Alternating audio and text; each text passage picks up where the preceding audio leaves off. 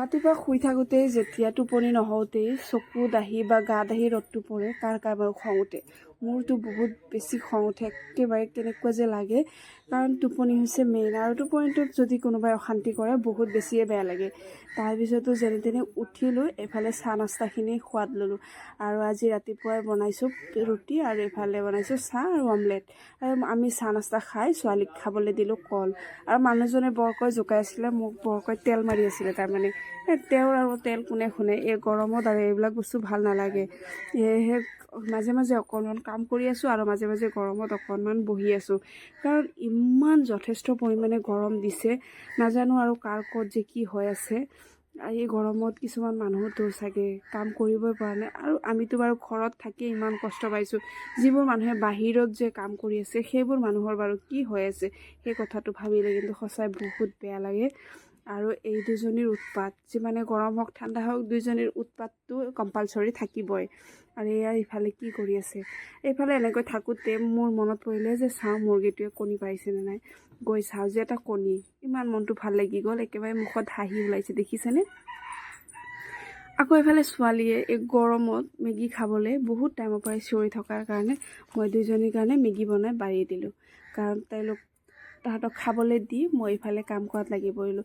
আৰু এই গৰমত এটা বস্তু লক্ষ্য কৰিছেনে বাৰু, যিমানেই গৰম হওক মানে ইমানেই চিঙা ফটা কাপোৰবিলাক পিন্ধি কিবা বেছিয়ে কমফৰ্টেবল ফিল কৰোঁ। মই নিজৰ কথা কৈছোঁ মানে, আৰু বহুত বেছি ভাল লাগে। যিখন কাপোৰ নিপিন্ধোঁ বুলি থৈ দিওঁ সেইখনে আকৌ পিন্ধো লাগি যায়। আৰু ইমান গৰমত ইমান বেছিও মহ, সেয়েহে মানুহজনে গুড নাইট এটা লৈ আহিলে। আৰু এইফালে কক্ৰচ মৰা এটা মানে এইটো কি বুলি কয় নাজানো আৰু মই। আৰু এইফালে অনাৰ লগে লগে মই লগাইও দিলোঁ দিয়ক। এফালে গৰম, ইফালে মহ। তাৰপিছতে আকৌ মানুহজনক অকণমান চাহ বনাই দিলোঁ, কাৰণ গধূলি গৰম হওক ঠাণ্ডা হওক গধূলি চাহকাপটোৰ বহুত বেলেগ এটা এনাৰ্জি পোৱা যায়, বহুত ভাল লাগে। যিহেতু চাহ খোৱা মানুহে সেইবোৰ কথাটো ভালকৈয়ে গম পায়।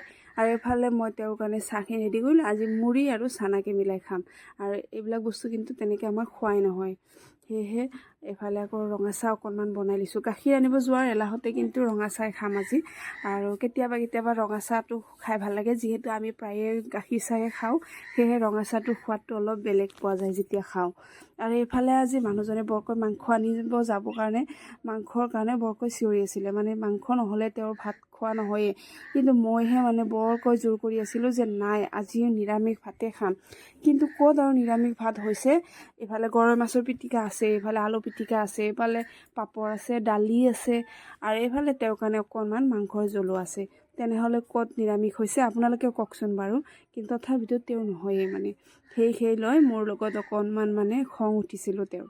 কিন্তু কি কৰিম আৰু, আজি মোৰ ইচ্ছা আছিলে নিৰামিষ খোৱা। তেওঁ যেতিয়া মাংস আনিব তেতিয়াতো মোৰো খাবলৈ মন যাব, সেয়েহে মই তেওঁক আনিব নিদিলোঁ। আৰু এইফালে আকৌ যেনে তেনে তেওঁক মনাই লৈ খাই ল'লোঁ আমি। আৰু এনেকৈয়ে গৰমৰ দিনটো পাৰ কৰিলোঁ। আজিলৈ আহিছোঁ,